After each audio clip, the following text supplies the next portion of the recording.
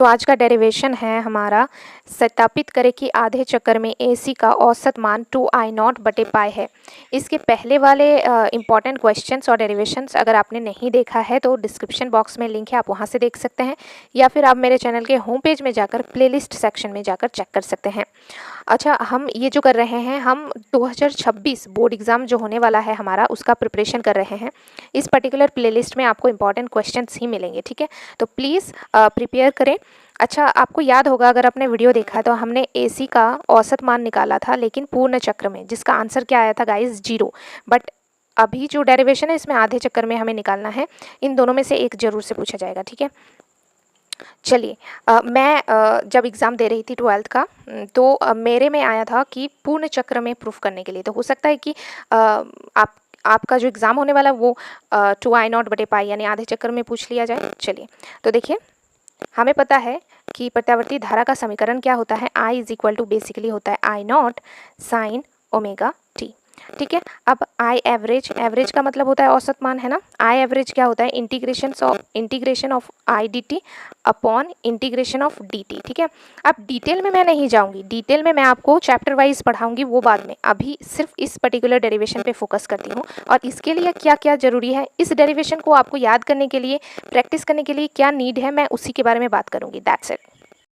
हम क्या करेंगे, देखो ध्यान से देखना, ठीक है। I average = integration of I का वैल्यू क्या था, I0 sine omega t upon integration, और ये dt, और ये हमारा dt होगा, ठीक है।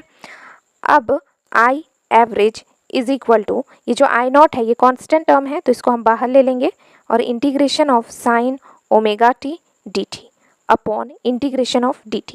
अब देखिए, AC के आधे चक्कर में बात किया है, इसका मतलब हम लिमिट का इस्तेमाल करेंगे। वहाँ पर पूर्ण चक्र था तो हमने 0 से t लिमिट लिया था, है ना, क्योंकि प्रत्यावर्ती जो धारा का समीकरण होता है वो कैसा होता है, कुछ ऐसा होता है ना। ये हमने पहले भी डिस्कस किया है, और ऐसा ऑल्टरनेटिंग चलता रहता है। तो ये जो यहाँ से यहाँ तक है पूर्ण चक्र कैपिटल T, बट यहाँ से यहाँ तक है आधा चक्र T/2। ओके, तो हम यहाँ पर लिमिट का इस्तेमाल करेंगे, बट लिमिट हमारा होगा 0 से T/2, बिकॉज आधे चक्कर में पूछा था, ठीक है। तो हम लिखेंगे यहाँ पे I average = I0, constant term था, इंटीग्रेशन 0 से T/2, और ये हमारा sine omega t dt upon integration of dt। Now I average, और यहाँ पे भी लिमिट लग जाएगा ना, तो 0 से T/2।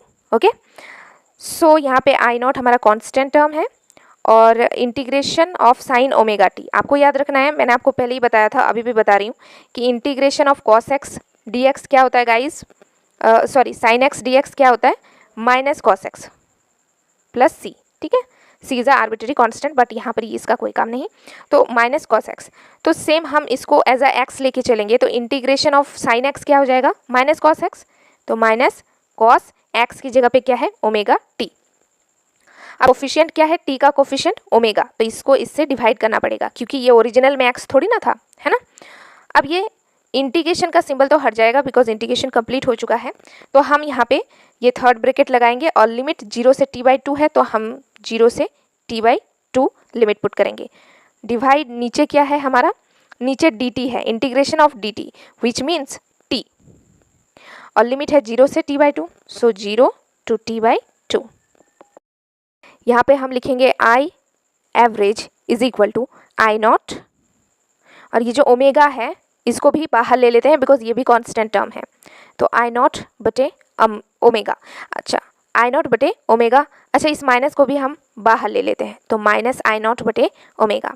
तो हमारे पास क्या बचा, cos ओमेगा t 0 से T/2 लिमिट हो गया इसका, डिवाइड स्मॉल t, और लिमिट हो गया 0 से T/2।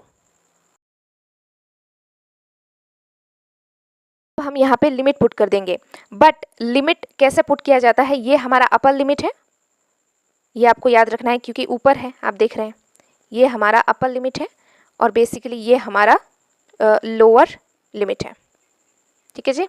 ओके, सो जब हम लिमिट पुट करते हैं ना तो क्या कैसे पुट करते हैं, अपर लिमिट माइनस लोअर लिमिट। अच्छा, लिमिट कहाँ पर पुट करेंगे, इस टी के बदले। ओके, तो I average is equal to minus I not बटे ओमेगा, ये कॉस ओमेगा, और इस टी की जगह पे अपर लिमिट को पुट करेंगे तो टी बटे टू, माइनस लोअर लिमिट तो हमें लिखना पड़ेगा कॉस ओमेगा, बट इस स्मॉल टी की जगह पे 0 इंटू 0। डिवाइड में है हमारा टी, अब इसमें भी ये इंटीग्रेशन तो कंप्लीट हो चुका है, अब इसमें भी हम लिमिट पुट करेंगे सेम, ये हमारा अपर लिमिट, ये हमारा लोअर लिमिट, तो इस टी की जगह पे upper limit minus lower limit, तो अपर लिमिट क्या है टी बटे 2 minus lower limit 0। Okay, next I average is equal to minus I not बटे omega, this is the constant term of course. Now cos omega, और इस, अच्छा मैंने omega लिख दिया फिर से, अरे यार ये ओमेगा नहीं होगा, इस ओमेगा की जगह पे हम, सो इसको भूल जाओ, ठीक है, ये थोड़ा सा मिस्टेक हो गया, गलती से mistake. I average is equal to क्या होगा, हमारे पास है constant term minus I not बटे ओमेगा, हेयर कॉस ओमेगा की जगह पे हम पुट करेंगे, ओमेगा की जगह पर पुट करेंगे, ये आपको ध्यान रखना है 2 पाई बटे टी, ओमेगा की जगह पर हमने पुट किया 2 पाई बटे टी, और इनटू में क्या है टी बटे 2 माइनस ये कॉस, और ओमेगा इंटू 0 का मतलब होता है 0, और डिवाइड में क्या है t by 2 minus 0 which means t बटे 2 ऑफ कोर्स। सो यहाँ पे t से t कैंसिल आउट, 2 से 2 कैंसिल आउट, हमारे पास क्या बचा, I average is equal to minus I not omega, और इधर बच गया कॉस, और सिर्फ बचा पाई माइनस कॉस 0, ठीक है, 0 डिग्री। अच्छा एक बात मैं आपको बताती हूँ, ये जो आपके पास कॉस ओमेगा इंटू 0 है ना, तो आप ऐसा मत सोचना कि कॉस ओमेगा इंटू 0 का मतलब तो 0 होगा सिर्फ, मतलब आप ऐसा मत सोचिएगा कि 0 के साथ कुछ भी मल्टीप्लाई करेंगे तो 0 ही होगा, ठीक है। यहाँ पे कॉस तो कॉस ही रहेगा, 0 किसके साथ मल्टीप्लाई में है गाइस, ओमेगा के साथ, तो कॉस ओमेगा क्या है, एंगल है ना, तो कॉस ओमेगा इंटू 0 का मतलब 0, तो कॉस 0 डिग्री होगा, ठीक है, ये चीज़ आपको ध्यान रखना है। सो अब आगे देखते हैं, हम लिखेंगे यहाँ पे I average is equal to minus I not बटे ओमेगा। अच्छा कॉस पाई, पाई का मतलब क्या होता है गाइज 180, सो कॉस 180 डिग्री का मान क्या होगा -1, तो ये हो जाएगा -1 माइनस कॉस 0 डिग्री का मान क्या होता है 1, तो 1। ये सारे मान आपको पता होने चाहिए, और डिवाइड में t बटे 2 है, इसको मेरी तरह मत भूल जाना, ठीक है, t बटे 2 डिवाइड में ये t बटे 2 है, ठीक है, और नीचे में t बटे 2 तो है ही इसके भी। Okay, so I average is equal to minus I not बटे omega, minus minus plus which means -2, और डिवाइड में क्या है t बटे 2।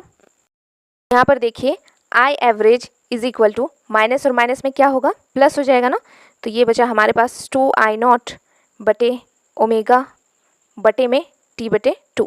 अब यहाँ पे इसके बाद मैं यहाँ पे लिख रही हूँ, ठीक है, कॉपी बचत course.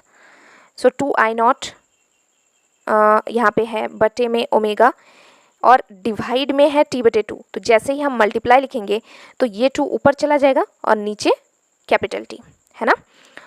Okay, so I average is equal to 2 into 2 that is 4 I not बटे ओमेगा t।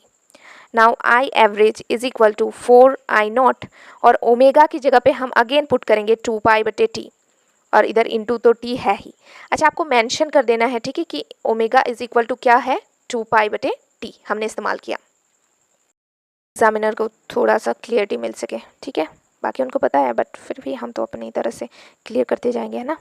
सो टी से टी कैंसिल आउट, और हमारे पास 4 आई नॉट बटे 2 पाई है, तो 2 से इसको भी काट सकते हैं, तो हमारे पास क्या बचा 2 आई नॉट बटे नीचे सिर्फ पाई। इसी को प्रूव करना था ना, देखो देखो ध्यान से देख लो। तो इसी के साथ हमारा ये डेरिवेशन कंप्लीट होता है। इज थैंक यू, प्लीज़ इसको प्रिपेयर कर लेना। If you like then please like share and subscribe to this channel. Thank you for watching this video. मिलते हैं next important previous year question के साथ।